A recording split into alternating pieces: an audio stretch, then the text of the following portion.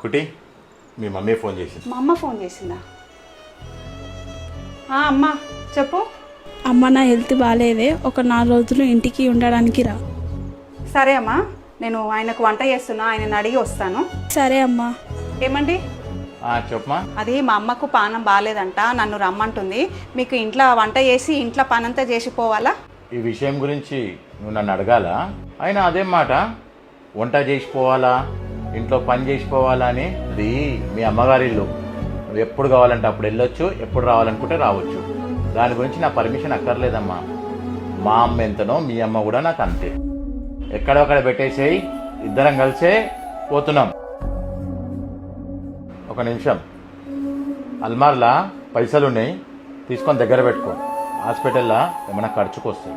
మీకు తెలుసా అండి, ఏ అల్లుడు అత్త గురించి ఇంత ఆలోచించి ఇంత హెల్ప్ చేయరు, కానీ మీరు ప్రతిసారి మాకు చాలా హెల్ప్ చేస్తారు.